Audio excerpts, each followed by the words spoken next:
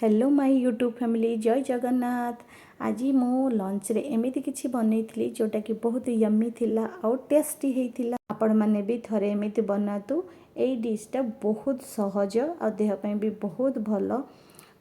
जो माने घरे कहउछंती कि कार पेट टिके साफ रोनी या डाइजेशन होनी ना लांठु गंठी बथा होची या मसल पेन होची तो सेमानकु सप्ताह को थरे या दी थर भी बनेगी खाई पार। एथिरे बहुत कम ऑयली लगे आ मसला भी तो किछि भी मु देनी जोटा बहुत भल लगे। आओ पियाज को एमिति पतला पतला करी काटी नहीं ता सहित अदा आ कंचा लंका देइथिली टेस्ट आसीबो टिके बोली नले कंचा लंका न देले भी चलिबो। किंतु मु पियाज को एमिति भाजी पूरा घोड़े घोड़े भाजी कलर भी आसवाक दे नथिली।